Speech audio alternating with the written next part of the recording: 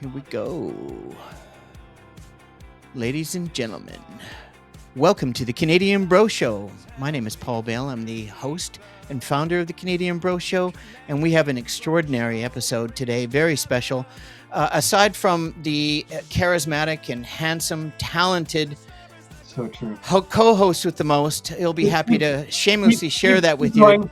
Keep going. It's fine. It's anytime. fine. I'm going to get to our exclusive guest shortly thereafter, but you know, Mr. Johnny Leister, the co-host of the most, and Johnny, the handsome chap to your right, is our extensive and exclusive guest, Dr.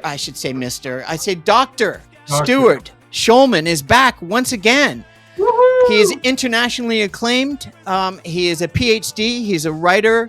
He just released his latest paper, and he'll be presenting it very shortly at the American Political Science Institute Association. He'll get into that a little bit more.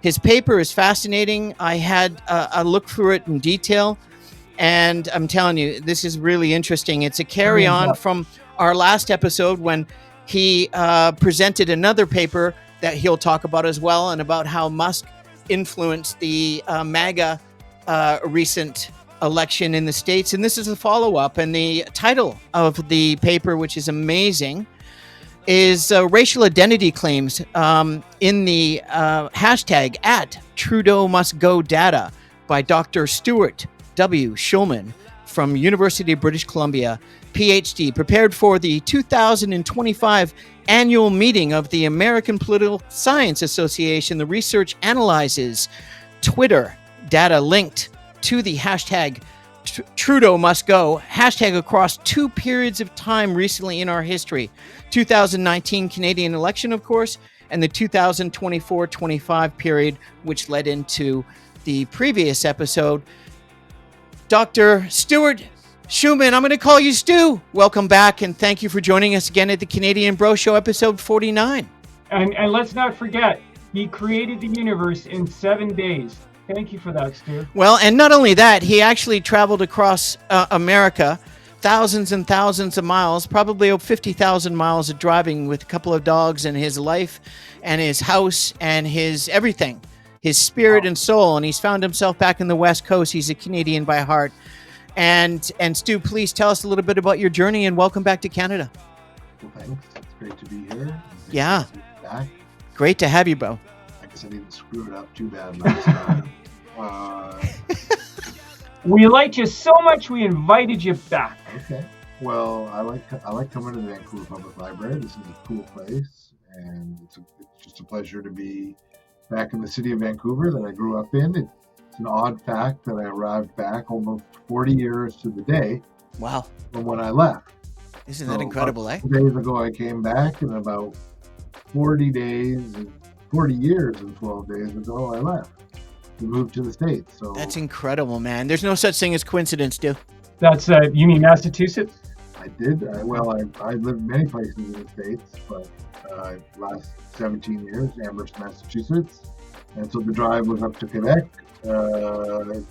Beautiful state, Massachusetts, by the way. Beautiful state. Yeah. Drove up to Quebec for the first night. Probably bent the axle of my trailer somewhere on the potholes outside of Montreal. Daisy.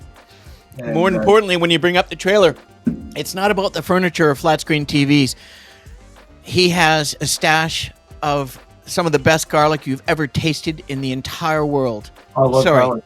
Sorry, I had to. Good for the breath. 90 pounds, but am I allowed to say pounds up here, or do I have to? Please do. In Canada, we say whatever we want, eh? You have to say kilograms, eh? So, some unknown number of kilograms of garlic have arrived.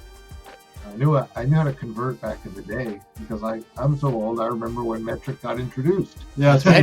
It was very controversial. I remember. Yeah. A lot of our parents lost their minds. Well, and then that shows in our generation, doesn't it? Because look at us. Look how well we turned out. Come on. It's all relative. Go ahead. Anyways, please, Stu. I mean, I'm fascinated to hear the story, man. Canada was largely uneventful, you know. Which is good on the road. I did bend the axle on my little trailer. found a great Fixable. shop. No. Found No? a great shop in Pauly almost told me Thunder just Bay. now. Really nice guy at the trailer axle repair shop. And he said, no, this is done. So Just what you want to hear. went to U-Haul, got a bigger, better trailer. There's always going to be a sacrifice on a journey like that. And this guy, among the many nice things he did for me, like letting me park all my stuff on his lot while I went and got another trailer, I asked him, well, what do I do to get rid of this old trailer? He's like, I'll take care of it for you. I'm like, what are you going to do? He's like, I'll crunch it up and put it in one of the bins. So, all right. Well, I could do that. That was like my goal. Very skilled. I woke up with no trailer, basically, and a tire that looked like it was about to go because of the bent trailer axle. And I said, if I could just get out of town by noon. It sounds like that Stephen King book, Christine. I had to go. I think it was after Thunder Bay. What's next? Is it, Right? Regina? West is what's next. After Thunder Bay, West is what's next, my friend. Right? Winnipeg. So I had a long drive to get to Winnipeg from Thunder Bay. So I wanted to get out by noon. And thanks to that guy and a couple of other nice guys in Thunder Bay, I must say, 3 or 4 people helped me out in Thunder Bay. And the last guy, because one of the trailer lights wasn't working on the rental, and he sends me to another guy, another U-Haul place. He's fiddling around with everything. He finally gets it to work. It's like 11:59 a.m. I look at the time. I look at this guy. The guy goes like, "Do you need a hug?" I'm like, "No, I'm good. Let's bump. I'm out. I got to drive." See, it just shows you how nice Canadians truly are. And by the way, his first Canadianism, what he did, Johnny, he doesn't even know he did it. He gave us one of these right away in the opening comments of dude, you are very welcome to be back to Canada. Well, thank you. It's a very welcoming country. The drive was beautiful. I loved every part of it. There was no part where I was like, I hate this drive. And I especially loved Except the axle. the axle. Going over the mountains, sorry about that. and seeing some just beautiful things that I'd seen maybe when I was 8 years old, and I loved it. So then, of course, coming into Vancouver and somehow pulling it all off, getting the trailer unloaded, finding a place to park the damn thing. That was a whole circus because you can't just, stick a U-Haul trailer anywhere you want in the city of Vancouver because people seem to get very touchy. Well, it can always be a lot worse, right? You could have encountered that crazy truck driver from Duel. You ever see that movie with Dennis Weaver? I don't think I had Steven Spielberg's first movie. He was 21. Yeah, there's Johnny just going out of the blue. We actually did a horror movie review in our cinema review series, and that was one of Johnny's picks, and it's obviously stayed with him for quite some time. Very simple movie. If you haven't seen it, it's just about a rampaging 18-wheeler killing everyone. Okay. It's Jaws with a truck instead of a shark. I know it doesn't turn into a giant robot. So driving back, I mean, you had so much time to reflect, and you've been back now a couple of weeks. You've settled into a place. You've got your dogs with you. You got your garlic. And your parents followed soon thereafter or are coming out as well? Or they're flying out on the 20th of September. Right. They've just been out and inspected their place. Cool. Literally measured for the drapes and all that. And that sounds like fun. Yeah. Measuring the drapes. No, but I mean, we talked about this for months, and I tried to do whatever I could to help because it's a big move, and it wasn't easy, and it's so nice to be able to see you at this point too, and welcome back to the West Coast, and it's so much more mild here. You guys are all going to be happy. Everything happened for a reason and smoothly for the most part, which is great to hear. And the next thing is this could you tell people first and foremost? Stu and I go way back. I met him in the 1970s playing basketball at various basketball courts throughout the west side of Vancouver. And we played against his high school. We played against mine. And we've been friends ever since, on and off for decades. And so nice to fall back into old friendships and so on. But even more importantly, it's nice to have him back, but also to see him back into his groove. And the last time Stu was with us, could you tell everyone a little bit about the last episode if they haven't seen it, Stu, and how it leads into what you're doing? A little summary. Well, I think if you don't mind. We talked about a lot of things. It was Musk and basically MAGA and the influence. And the core of it was about a paper I was working on, which was about what happened to Twitter after Elon Musk took over. I won't refer to it as the other thing, the character of the alphabet. I don't refuse and protest. It'll always be Twitter to me. But Of course, that's fine. talked about some of his. And you're not the only one. A lot of people do the same. His role. He's obviously was very involved in electing Donald Trump again. Played a huge role with Doge at the start of the administration. We all knew it was all going to blow up at some point. He was abused and tossed to the curb, as expected. Well, you got the two biggest narcissists in the United States of America in one room, and the one guy kept acting like he was the president, and he wasn't. Eventually, he had to go. Well, one was on ketamine, the other was just on Diet Coke, apparently. And then there's obviously everybody's on something. Some of those cuts that are being made to the U.S. government these days impacted Mr. Musk, and so off he goes. And honestly, it's been a much easier time having him off the stage. I think everybody's breathing a sigh of relief. It was annoying having to see him. Is he not still lurking in his? He lurks, but I'd rather have him lurking than like looming over the president of the United States and running cabinet meetings where nobody else gets to speak. I didn't like that. I thought that was bad, even though with the black eye on a K-hole, 3-day K-hole experience. Exactly. So what is a K-hole? What does that refer to? Let's not go there, Johnny. Okay, not safe for work. It's just really, let's stay on topic. Okay, let's move forward. What is the topic? The topic is Stu. It's all about you, Stu. All right. Rhyme intended. Anyway, it's great to be back in Vancouver. I love going out to Spanish Banks with my dog. Probably one of the best dog parks in the whole world is right down there. Yeah. Very nice dogs, very nice people. A lot of dog parks. Stanley Park's amazing. Yeah, no, I'm at Spanish Bank 6 a.m. every day. I love it. How about Wreck Beach? Well, I'm going to keep riding my bike for a couple weeks before I reveal. Pull out the thong? Before I reveal for our viewers, Wreck Beach is a nudist beach in West Vancouver. I'm not a shy guy, but I have been pounding the brewskis a little hard since I got here. Good. Recovery brew. Well, I mean, it's going to continue. For every show we do, we have to do a celebratory after the après show. Okay. Right, Johnny? I mean, don't you think? Maybe next week. Well, next week is when I'll be there, when I'm coming back to Vancouver. Yeah, let's do it next week. And we're going to do part 2 of this, if you can find time, Stu. And then I'm going to take you both out for lots of beverage and food, and we're going to Cabo, and we're going to have a blast. Can I interject one thing before Stu continues? Please. I'm sorry to steal the spotlight for 1 second, but I was guard of the month at work this month. Just saying. And what do you get for that? Bag of chips? I got a $50 Walmart gift card. Well, that's pretty cool. Pretty happy about that. Anyway, go ahead, Steve. Yeah, no, congratulations, Johnny. You know, I'm sure you've won that many months over the decades. There's a feather in my cap. How many wrongdoers did you have to detain? Oh, God.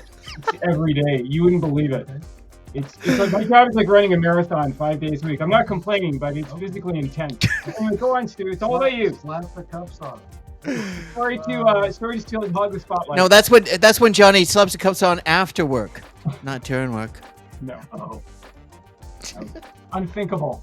Anyway, perish forbid. Good to be back. And you mentioned the American Political Science Association has a national meeting, which is ironic because this last time I checked, Vancouver is not in the United States of America. So I don't know if this is a first, but it may be that things have gotten so bad in the United States politically that the American Political Science Association had to have its 8,000 or 9,000 political scientists join me as I fled the country.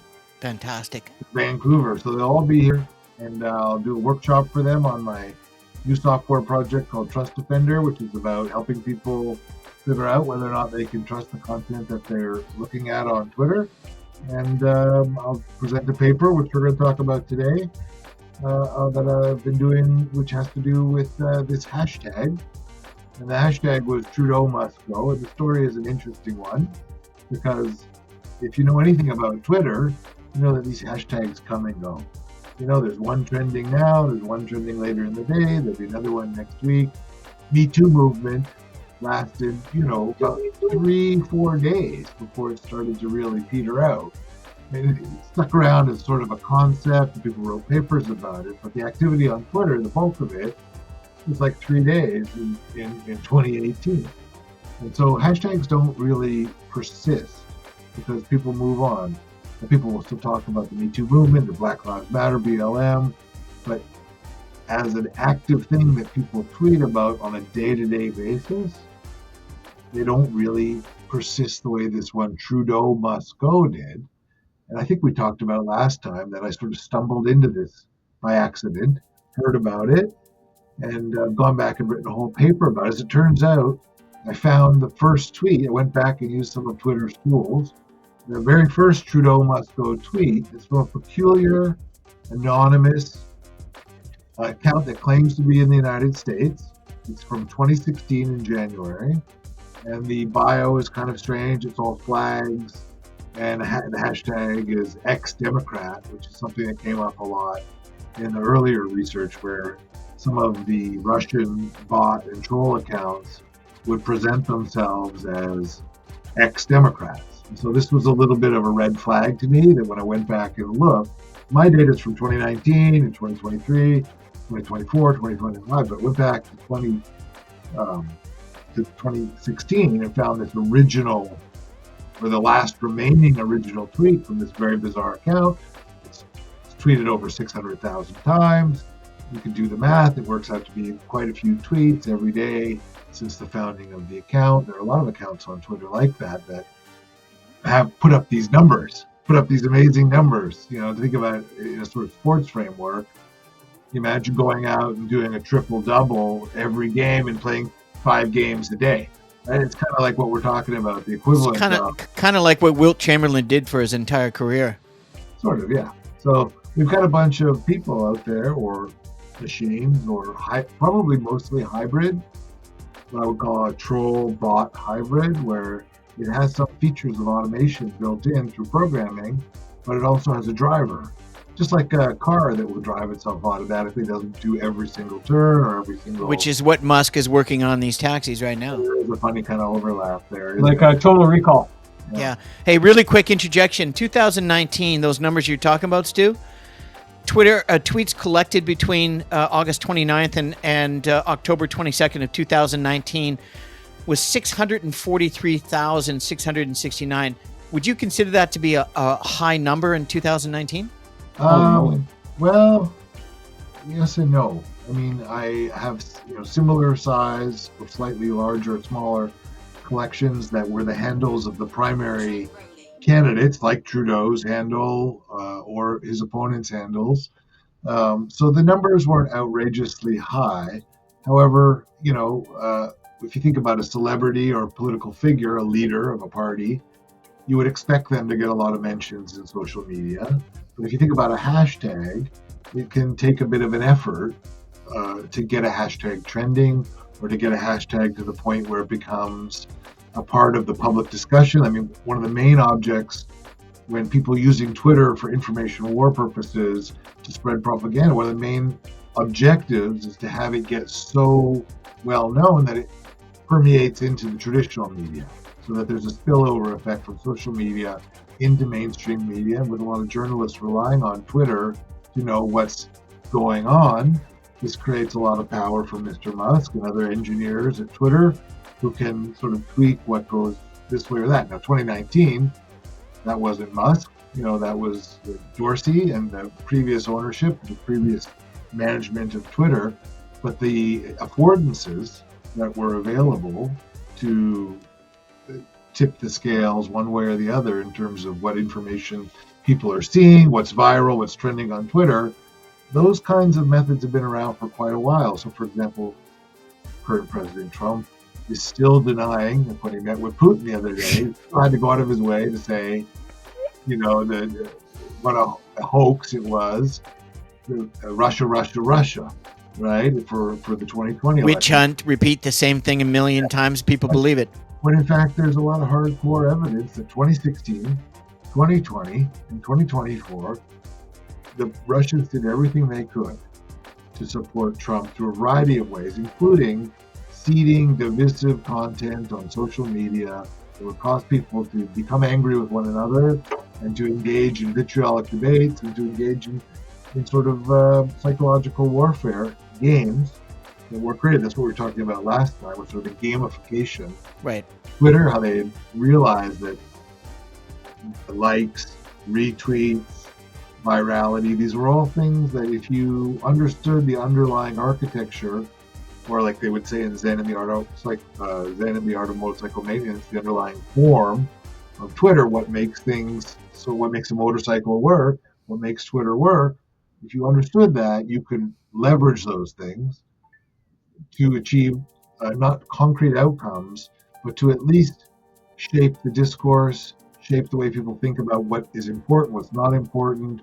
In political science, journalism studies, mass communication is called agenda setting. Right? You want to set the agenda, and in this case, Trudeau must go was a hashtag on Twitter for 10 years. I went back and checked using Twitter's advanced search. Every month, there were tweets that, going back all the way to 2016, there were tweets where that hashtag appeared every month. In 2019, I collected 600,000. Is that a lot? No. Is that nothing? No. Did CBC, CTV, and all the big news organizations covering the Canadian election 2019 know about the trending hashtag Trudeau must go? 100%. I think in the hashtag in Alberta and Saskatchewan and many other places in Canada was a lot more graphic. Okay. In nature. This is where you ask, is that a lot? So when I did these collections, I just don't know. I know how popular Twitter is. Great question, actually. So there are researchers in computer science who will collect 20, 30, 40 million tweets, about a topic. So there are much bigger collections out there. There are much smaller collections that people reach inferences or findings in research about with only thousands of tweets. So I would say, like a lot of the work I do, it's a medium-sized data set.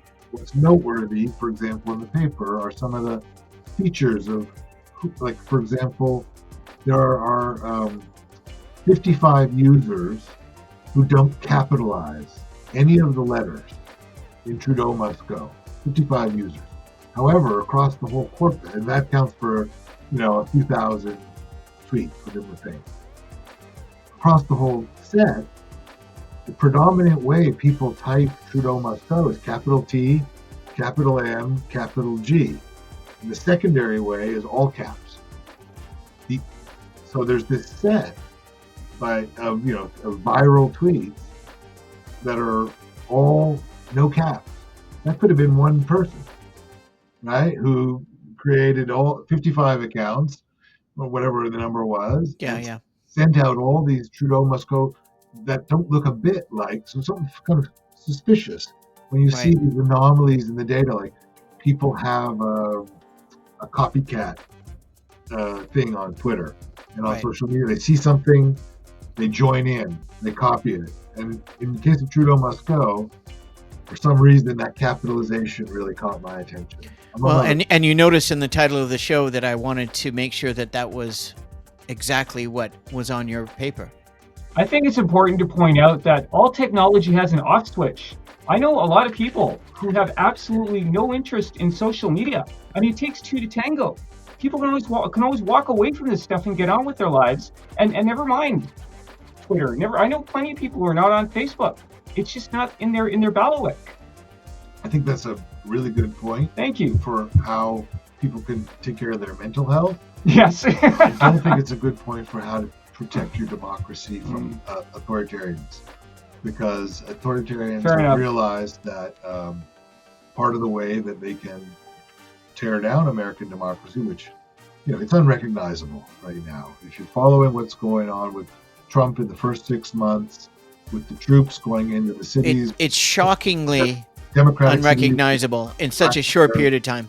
No Congress, no checks and balances. I mean, the first thing you teach in a American political science class, Poli-Sci 101, is the separation of powers. It is the building block of everything in American politics. It does not exist There's not a textbook in an American undergraduate political science class right now that accurately describes what is going on, because what is going on is beyond the pale of anything that has ever come before, including the first Trump presidency. Even in the first Trump presidency, we did have a separation of powers. We had impeachment hearings. I don't think they turned out the way they should have. He should have been found guilty in the Senate, right? There was a whole move there to protect Trump in the end so he could come back, which was very strange. But the main thing listeners need to know is that this is a huge crisis for American democracy, because the institutions that are the backstop for when we go too far, McCarthyism, the Red Scare. You think about all the periods. I have a list. I have a list of communists. Think about all those periods. It's in my hand. Can't you see it? There's always had to be some pushback. Johnny's always got the flair. It's all the acting classes he took at kids. We don't have a pushback anymore. We don't have exactly checks on the balance. All we have is this one guy who's really mad at a bunch of people, who wants to be president for life, and he's laying the groundwork to send the troops into every democratic big city in America and to have martial law. Well, isn't he following? Sorry, Stu. Isn't he following this manifesto that was put out? I mean, he's following it to the T. 2025. Yeah, these guys are all. But it's folded. They're on. It's unfolding far faster than I knew they were going to do it. I just didn't think it would happen so fast. It's true that a part of the shock and awe of this presidency is that there is no resistance to speak of. It's starting to bubble up here and there, but genuinely, the tactics adopted by the president of the United States are designed to scare people. It's all fear-based. I get it. Leave the country, or if you stay, shut up, keep your head down.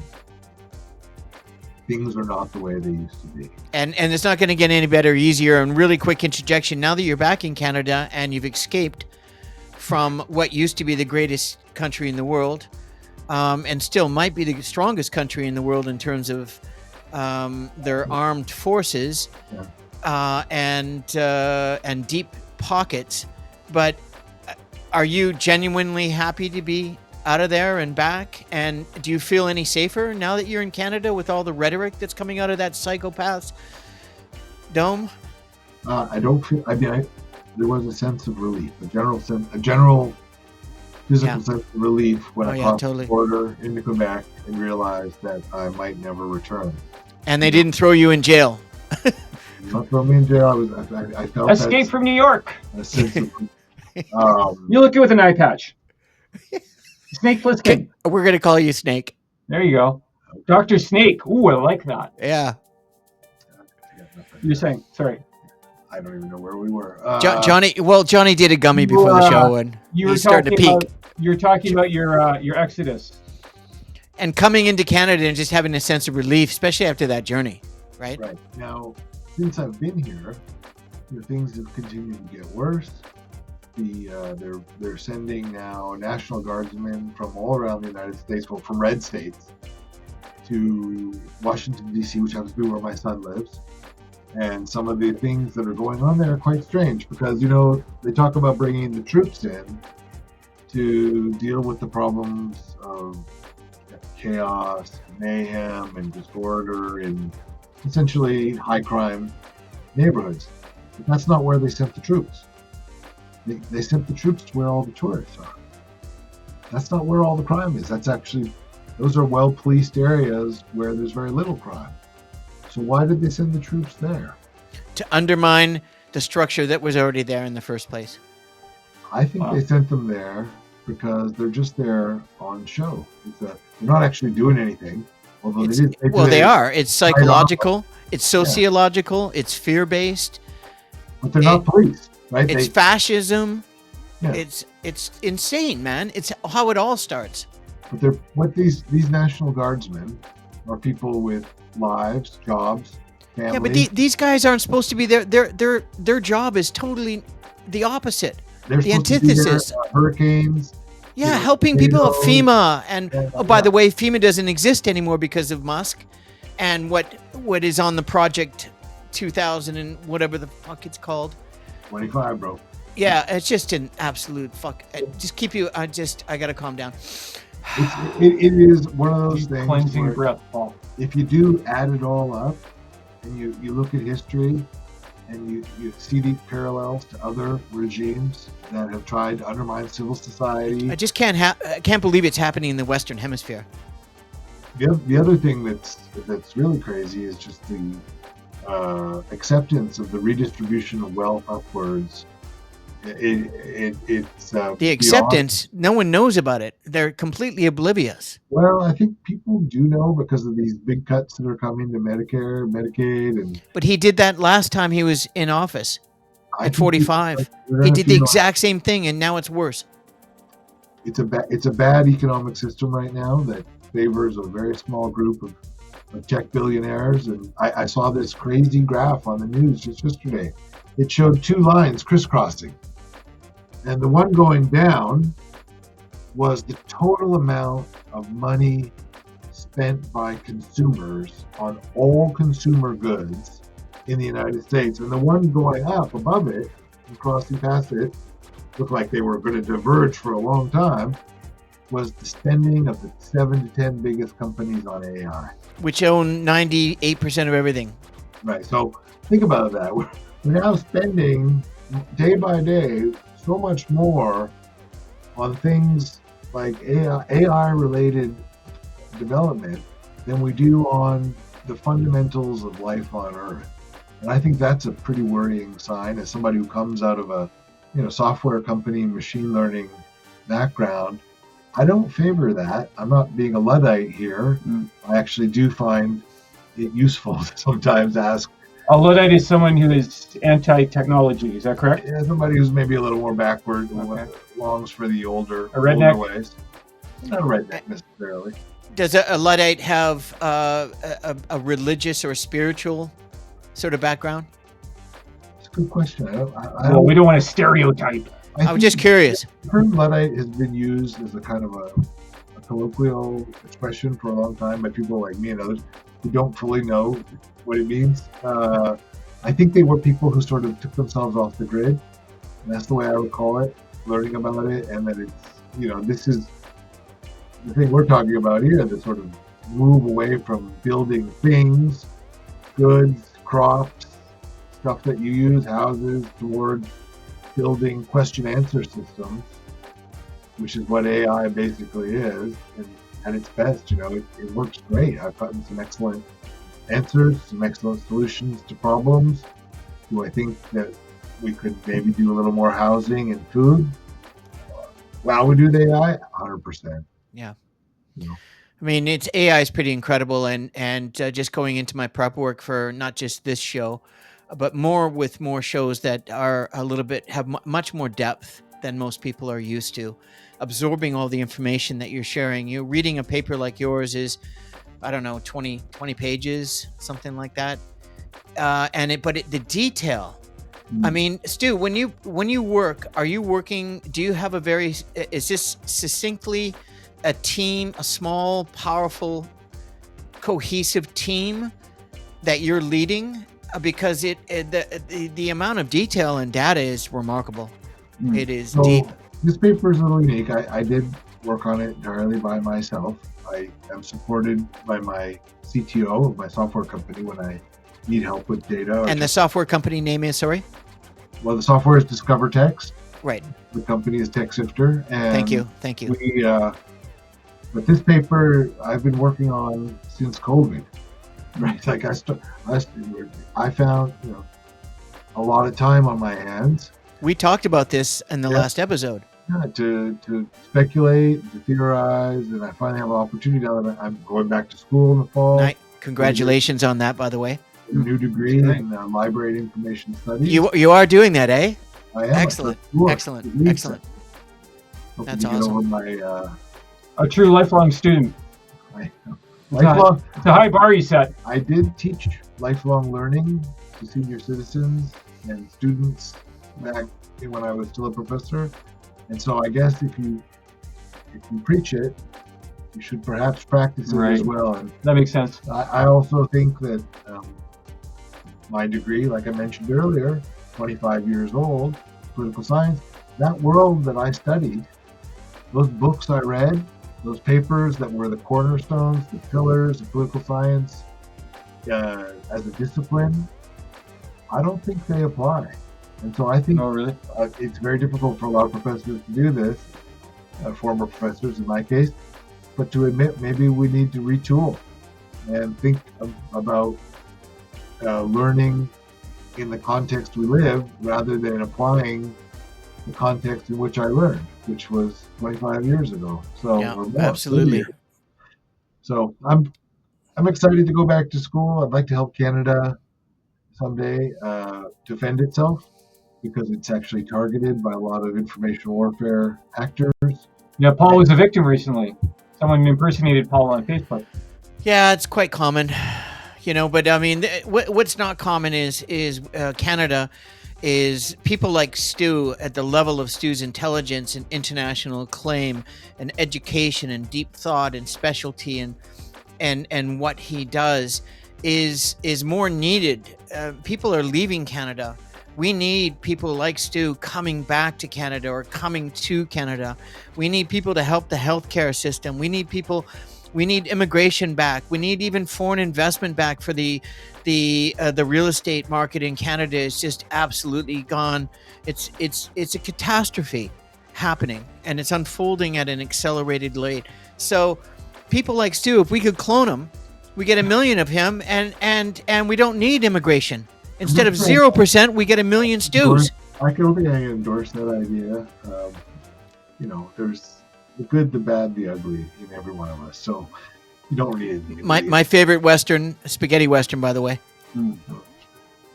So going back to school to study library and information studies, you might think is a weird thing.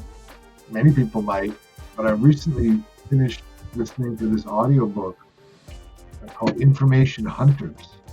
And it's really interesting story of a bunch of librarians who were recruited in the middle of World War II to go to Europe and to seek out all of the examples they could find of Nazi propaganda and to collect it and to archive it. And it turned into an absolutely massive, this is one of the greatest books I think I've ever read, called Information Hunters. And that's kind of what I want to do. I think it's kind of what I've always been doing, right? Is they were going out and getting in countries all across Europe at a time when the Nazis were occupying countries across Europe, whatever they could to catalog the worldview of Nazism, and then as the war ended, to collect up all of this propaganda and as also the stolen belongings of Jews and other people who had their books and all their artwork and their religious materials, jewelry, all stolen from them. There's all their soul, their spirit. I mean, it's just atrocious. The stories of how much effort the Nazis put into putting like paintings and books into like mines, like where they would be preserved. And many of them are still there, probably. While they were losing the war, well, these librarians were recruited to go over there and find all this stuff, try and get it back to. That's a great premise for a movie. Oh, Johnny, I hear you, bro. Yeah. Seriously, great book. What's interesting is a lot of these librarians became the building blocks of what later became the CIA. Oh wow! So like before there was a CIA, there was these librarians, and some European countries had started to develop intelligence. The United States didn't really have one, and these librarians became the building block of what would later become the American Intelligence Agency. In fact, a lot of them started acting like spies in 42 and 43, 44, 45 as the war was raging. They went over thinking they were doing archival work, and found out what they were really doing was spycraft. Wow. That sounds very dangerous. So I want to be a librarian spy. It sounds fascinating, man. Yeah, that's my goal. There's your title. No, I mean, it's interesting that Stu says that, because when he mentioned that to me, the first connotation when you're male, you're on the Canadian Bro Show, is like, oh, this dude wants to become a librarian. You know, like that kind of like moronic thinking. Well, we're Renaissance men. And It's Stu, like we are in a library right now. So yeah, we are- exactly. we're- And it's like I say, Johnny is the only co-host of the most on YouTube that has his own private studio in the Vancouver Library, a public library. He's the only guy, but keep that on the down low, because I think he's paying them off in beer and gummies, personally. Definitely not a beer. Beer is for me. Well, gummies nobody knows, right? So that makes sense. Anyway, Stu, please. Carry on. Where are these gummies? Oh, in Not the library. That's why they have security here. we will discuss that when I get to Vancouver next next week.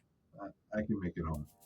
Oh, I know. Well, listen, he rode his bike to the library, Johnny. This is what a dedication this man is. Helmet is on the floor. He's in very good shape. That's not what he just said when you went for another pee. He's brains and brawn, like Yeah, like Dolph Lundgren, who has a degree in chemical I engineering. would describe it more as beer and belly, but go on. Beer and belly, yeah. I mean, Okay. no comment. Sucking it. No, we're recording a show. This is all about Stu. Like, this is fascinating. I'm really enjoying this. 43 minutes in, and I just want to listen to Stu forever. And thank God we're bringing him back for part 2 next week, because he's got so much to say, especially now that you're grounded, Stu. And can you tell us when this event that you're having, and get back to what you were, I think what you were sort of leaning to, but is that happening in Vancouver very soon? And will there be an open bar? Well, no, first of all, Inquiring minds want to know. At the American Political Science Association, Johnny, if it's an open bar, Johnny and I are coming. Just give us tickets, bro. At the American Political Science Association, nothing is free. Everything has a price. Entry, the workshop I'm teaching. If you go to the reception and you want to have a drink, there'll be a hotel. Johnny, everything's going to be 35% tariff. That's fine. No, worth it. Yeah, but the meeting is also useful because it brings older, me, and younger scholars together to share their most recent work and get feedback on it. And that's really one of the most important things. You asked if I worked in a group on the paper, and I did work alone. And so a lot of the ideas make sense to me, but when you expose them to a wider audience, you sometimes find out that it's not as clear cut as you think it is. So, for example, I think this thing with the Russians is a slam dunk. I've spent enough time in the data. I've seen enough data points. I've seen enough things go on. And if Marco Rubio and I agree on something, that's got to tell you something, right? That the Russians are up in our business. And then Canadian elections as well as U.S. elections. Get out of my business, Russians! Yes. And so this to me, especially this week, coming with the meeting between Trump and Putin, where there's literally red carpets, where a war criminal who's committing genocide against the Ukrainians is welcomed by and a convicted sex felon. Yeah, Putin's walking around like the biggest dog at the park. Yeah. Trump's walking around like a dog with his tail between his legs because his master's mad at him, and his master is named Vlad. I mean, the whole thing stunk so, the friendship and the whole, just brutal, just an absolute physicality of it. Honestly, President the POTUS 47 is probably one of the biggest shams I've ever seen in my life. It is absolutely diabolically disgusting. He was marketing off of it. He was selling stuff. Dude, that's all he does. He's off of meeting with Putin. He's just a salesman, man. That's all he is. He's a grifter. And he's very good at it, right? Because he has so many people fooled. And everyone that does business with him is either in jail or bankrupt or both or dead. Well, many of them are running U.S. federal agencies now. But tomorrow will be an interesting day in world history when half of the European leadership shows up at the White House and does this thing where they try to gang up on Trump. And I don't know if you remember that picture. Yeah. that famous picture from Europe from the first Trump presidency with Merkel and the other leaders, and Trump sitting there looking like a kid who won't eat his spinach. It was very disruptive back then. I think tomorrow's going to be a colossal shit show. Yeah, I can hardly wait. Office. He's probably going to kick them all out at some point and tell them to go take a flying leap because Vlad says such nice things. Like Putin Dude, said, he's just trying to hide from the Epstein files. He's trying to create anything to get away from the Epstein files because his base of 70 million. I honestly, I can't believe these people. I know a lot of them are very smart, Stu, but seriously, how can you not see through this facade? This is a complete. It's a bad joke, man. It's turning into a nightmare. And honestly, with Canada, we're stuck now. He's talking about. There's rumors talking about he's going to give away Alaska because the Americans stole it from him, and he's going to give it back to Vlad as a gift. And then they're going to take over Canada together. And then where are you going to go, Stu? Where are we going to go? Well, I mean, that's sounding a bit worst case scenario, but yeah, I'm concerned, dude, because this guy is psychopathic. I agree that there are. I'm so glad I don't pay attention to any of it. Johnny, you wouldn't be able to sleep at night, bro. I'm telling you. I don't mean to be disrespectful. It is important, and I respect what you're doing.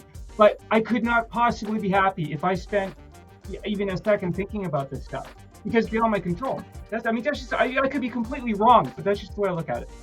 That's just what works for me as an individual. Well, that's kind of what it is. And if it bites me in the behind, well, then that's my own damn fault. Instead of going nihilistic and getting into all of this deeper and stuff, you have a lot of work to do, and this latest effort that you've done, you're looking forward to it, you're excited for it, it should be a good turnout. And is that something that you can share dates on at some point, either during this episode or we can put it on the show at a later time?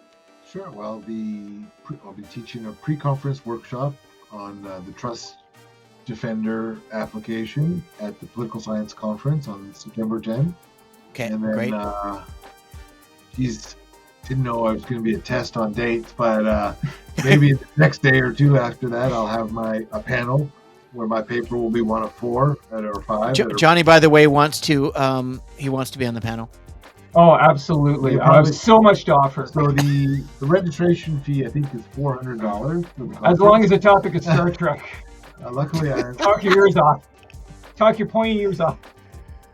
Now that I'm one of the oldest students entering UBC, I do get the student price for the conference, which is great. Much cheaper entry for me. And now, that is it as a student, or have they hired you on as a professor or PhD teacher? I'm going back to study library and information studies for 2 years to get a master's degree in addition to my existing PhD in political science, and hopefully, as I say, become an information hunter for Canadian government. How many degrees do you have? Well, my undergrad and my PhD. Holy moly! So then I'll have my unbelievable. Master. That's I fantastic. did save a spot for it on the wall when I moved into my apartment. Nobody's going to call you a slacker, that's for sure. I don't have any MVP basketball awards. How about you, Paul? Yeah, I do. I do, but not as many as I thought I would. I actually, funny enough, after looking back, reflecting on my career as a basketball player, I'm more successful as a fantasy general manager and owner and of Yahoo Fantasy Basketball over 23 years than I was a basketball player for an athlete for 55 years.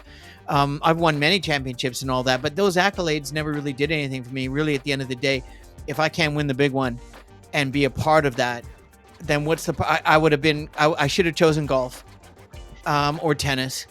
And I would have chosen golf because a team sport is just something very special that goes on, and you can be a leader and you can be 12th man and you can contribute and be a part of something very special and be a part of a collective and win and compete and sportsmanship. And that is, for me, it's the whole spectrum of sports. But being a hoop junkie, and as I'm just hardcore, as you both know, to be able to fall back with an old friendship from, we used to battle in sports and in basketball like crazy, and all of his schools that he went to.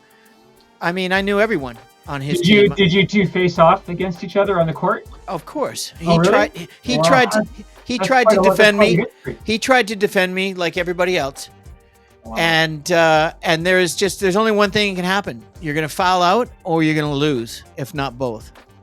That's very interesting. It's true. Wow. We hate playing that guy. Sounds like there's still some bitterness.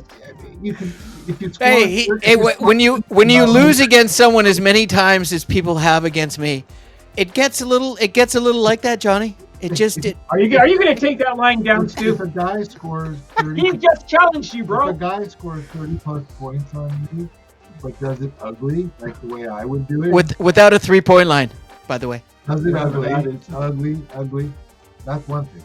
But if you look so pretty doing it, like Paul is very kind of beautiful. silky and flowing and with a little finger roll or whatnot, A lot of flash, a lot of cash.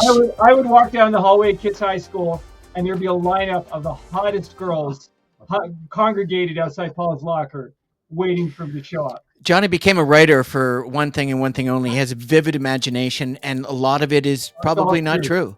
It's objective reporting at its finest. Exactly. That's what I'm saying. But anyway, Stu, to finish up the show, is there anything that you want to share and continue on just to give us a sort of synopsis until we bring you back next weekend? What is your one thing that you want our viewers to take away from what you have to share? He just escaped. What's the most important part of all of this? people are watching this. Well, there's 60, 70 viewers for most of our episodes. No, I mean, in our last episode, we had, more than we've ever had on the Canadian Bro Show in 6 days. Out of everything that you've discussed, what's the most important takeaway that you want people to consider that they maybe have not considered before? Well, I think for me, it's to try and figure out what it takes to reach people like yourself and your peers. He means dumbasses. I mean people who say that on the brink of losing a form of government where you're free to make shows, you express yourself, say whatever you want. It's pretty frightening.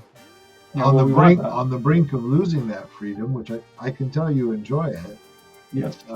Find a way to make people care enough about these issues to understand that in the past, when things have looked bad for democratic systems, for democratic forms of government, or for individual rights and democracies, where they were incomplete or unfulfilled for women, or people of color, or how they still are for many people for different reasons. Immigration. Only we talked about this last time, and Howard Zinn. It's the people's history. It's only through struggle and awareness, and people actually get it in the streets. And this is why I worry. Everybody doing everything online, and so government doesn't feel that pressure.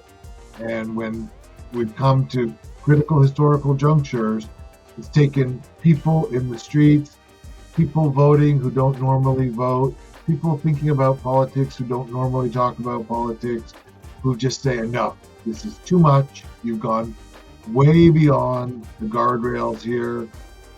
I think one of the things that I've not quite understood is why there aren't economic leaders in the United States who don't see the risk of an autocracy. Or they don't care about the risk because that's not what they're looking for. Well, and so that's what I would leave you with, is just like, what does it take to make disconnected people connect to the fact they're going to lose things that they take for granted that are fundamental to your happiness, to your way of life, to your job, to your freedom of speech, to, you could go down the list. I left a country where I was literally scared of the government. And many, many people are in the United States right now. And that's the danger, is that the tactics are working and we're poised on a knife. And week by week, as more troops roll into more cities, we're getting just really close to a militarized autocracy where, 1/10 of 1% controls everything and everybody else is just left with scraps. So it's frightening, and I certainly don't want to leave off on this, although it's very true. Interestingly enough, and we can get into this in perhaps part 2, Stu, if you'd like to share your opinion on your new country, Canada, on a greater extent, and not so much on America. And let's talk about the strengths of Canada. Let's talk about the current, policymakers, and even though it's the same regime or under the same flag, if you will, I'd like to talk about that. I'd like to talk about Carney in depth a lot more. I know you know a lot about a large specter of things that you write. It's not just one thing that you write about, because you've been traveling this globe for decades, and you have a big mind and a kind soul and a good heart, and you're a great writer, and I love the data-driven work because it just really helps me absorb information quicker. Right? There's no gray area. It's just, get the information. If you believe it, you're comfortable with reading it, absorb it, understand it. Is it real? How is it working? And this is why you're here. And we really appreciate that, because I think people like yourself, more importantly, yourself, because you're a specialist in this. And I'm excited for you to come back and start these new chapters in Canada. I look forward to maybe shooting some hoops down at Kids Beach at some point sooner than later. I'm back in town. We should go down and shoot down. We should go down and shoot some hoops, bro. I'm serious. I brought a ball. Yeah, me too. I'm bringing mine. I got my T1000. I'm ready to roll all the time. And I sent you my latest video on the new basketball court across the street from me at DeHart Community Park. And I did a video on at the Canadian Bro Show on the Kelowna Urban Living series, which is a real estate related series. And I've just, honestly, I've got an MCL. I've got a torn MCL right now. I'm having surgery or MRI on Friday, find out if I need surgery, but I'm back to Vancouver. And in the meantime, I just wanted to wrap this up, guys, but I wanted to give Stu one last tidbit of today's episode. And you're back in Canada. How do you feel? And with regards to the next episode and coming back next week, I'll be in Vancouver. I'm going to take you boys out. We're going to have a great time.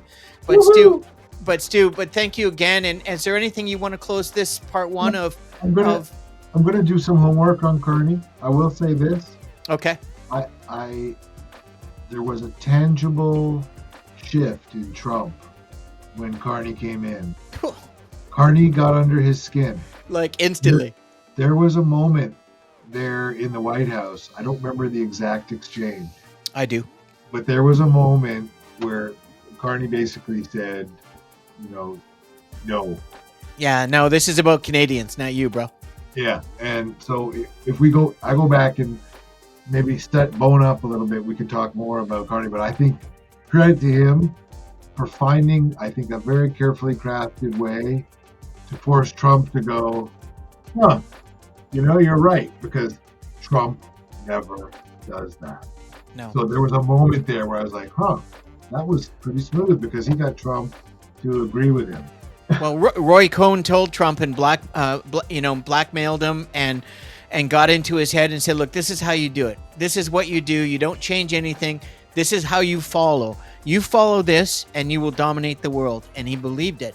And he's that much closer to doing it, which is really frightening. But I appreciate the fact that you've come on the show, Stu, and sharing with this. And congratulations on Stu, by the way, you have a website that we can put up on this show. I can add it later. Or you can just tell us all. You did already, but in preparation for those that have seen the show and it's not released yet, it won't be released for about a week or so. Part one will be a week next, and then we'll do part two, and we'll carry on with Canadian politics and leading into this, and hopefully bring back Stu, now that he's a Canadian once again, back to the show as a guest host, and we can continue to educate people in Canada and the Western Hemisphere and the world on exactly what's really going on. And what really is really going on is everything that you're fear-based about to begin with. So don't be scared. It's about sitting down and educating yourself and surrounding yourself with people that have knowledge and that you trust, and that find a collective, find a way, elbows up. Canada first. This is all about the greatest country in the world, and we are the greatest country in the world. And there's no doubt about that. And only 10 years ago, before the collapse of the clown show that round this country into the ground, we were the 5th strongest country in the world. And hopefully in a couple of years, with the leadership that we now have, whether you like him or not, is an absolute force of nature, what he's doing. Talk about the epitome of a professional businessman, someone that has degrees in finance, somebody that is intelligent. And you wonder why the orange clown down south was intimidated. Well, and not only that, he was a Canadian goalie and he went to Harvard, you clown. And at the end of the day, we are very fortunate to have the greatest country in the world. We're very fortunate to have educated and prolific writers like our guest, and Dr. Stu Shulman, for coming back and helping us out. Johnny, another unbelievable writer in a different type of venue and a different type of vibe, but nonetheless talented in themselves. And as the Canadian Bro Show collectively, my name is Paul Bale. I'm the founder and host of the Canadian Bro Show, and I've never been more proud to be able to put together 75 videos in 8 months and to have the collective amount of kindness and generosity of friendship and people like Stu and Johnny and all the people that are going to be coming onto the show, because it's growing and we're doing better. And I think it's really a testament of the patience and the prolific nature that both Johnny and I are at. We cannot stop. Just because we're all in the 60s or thereabouts, it doesn't mean that our lives are finished, folks. No. Is we're just starting new chapters. We're just warming up. I'm telling you, Terminators, eh? I'm telling you, the Canadian 60 is the new 45. And I don't care what anybody says. I mean, look at these handsome chaps. We are the Canadian Bro Show. Look forward to more chapters coming. And you'll notice on the ticker below, our 48th episode is coming out in the next day or so. So thanks again for joining us. In the meantime, Johnny, apparently you have a special... I have a special pun. But before we go, I'm reading The Fountainhead by Ayn Rand. It's a classic about architecture and the spirit of individuality versus the state. Here is my pun. Very appropriate for everything we've been talking about today. Here we go. Hold on to your seats, everyone. I thought that Elon Musk was from South Africa. It turns out he's really from Madagascar. Thank you. That's good. Yeah, it is good. I like it. Johnny, thanks, man. He's laughing on the inside. No, it just takes a while. Like when you're on a different level of consciousness, Johnny, it takes a while for him to capture all our lower spirits, you know? Just my edibles have worn off. So. Oh, God. I just wish I could just transform you like Star Trek into my studio office here in Kelowna just for a second and transport you back and we could take care of all that. But in the meantime, we're going to finish everything off, guys. And thank you kindly for just a really incredible episode. Thank you, Dr. Shulman. Thank you so much. Thank you. Yes. And Stu, thanks very much. After everything that you've done and gone through, we're going to talk more about that later, but it's all going to be about focus on you. And again, thanks again for bringing, I know this is a lowly show. We don't have a huge budget, but again, next weekend, I'm going to spoil both of you guys silly with copious amounts of good drinks, good food, and at Cabo. And we're going to catch up. We're going to have a good night, and hopefully many more to come in the future. In the meantime, everybody, I'm ending the broadcast. Thanks again for joining us. Everybody out there. Hey, Johnny, just for Johnny's sake, I brought this in for Stu today. Oh, sweet. It's called The Russell Rules. And I've read this book about a dozen times. And unfortunately, Bill Russell passed just a few years ago, Hall of Fame, one of the greatest basketball players in the history of the game, a legend. And I've read this book so many times. It's 11 life lessons of leadership from the 20th century's greatest winner. And I'm surrounded by winners because it's the smart way to put together a team. If you're going to put together a team and you think you're the best player in the team, surround yourself with the next 11 best. And then you just win championships for decades. And that's what could be happening with the in the NBA. We'll be touching in that because the NBA season's starting up. In the meantime, Stu, I'll see you next week in Vancouver. Johnny, I'll see you as well. We're going to have a blast. Thank you all for coming. Or you haven't even seen the episode yet, but when you do, please subscribe, like, and if you want to reach out to Stuart and you like his show, we can get tickets via this show, or reach out to his website, and his office and team will put you in touch with tickets. And who knows what can happen. I would like to go, Johnny. If I'm in Vancouver, I'd like to go as well, if at all possible. But in the meantime, everybody, in this crazy world, can we just find a way to find peace, love, and happiness? and in Canada. We all just get along. I hate to say this, we're also going to have to find a way to get tickets because I don't really know where those are. Oh, you will though. This is early. This is early. Stu's got a website and everything. He's coming back, and we can talk about this. But we really want to talk about this because it's extremely important that people in the Western Hemisphere, people in Europe, and by the way, the latest rumor is Carney is trying to use his connections with the Commonwealth and Denmark and Greenland to join the EU and go in through the back door and have to avoid being the 51st state. I think it's brilliant. I think it's going to happen. And it just gives us more security, more blanket security. And I'd rather do that. And I think that's something that, as a Canadian, I'd be more interested than the clown show in the South. But in the meantime, I want to finish this on a positive note. Thanks again, Stu. Johnny, love you. Stu, love you. Love you We're too. going to see you guys next week. In the meantime, be kind out there, everybody. It's free. It's easy. Thanks for joining us. What a great episode. Really appreciate you guys. Peace out.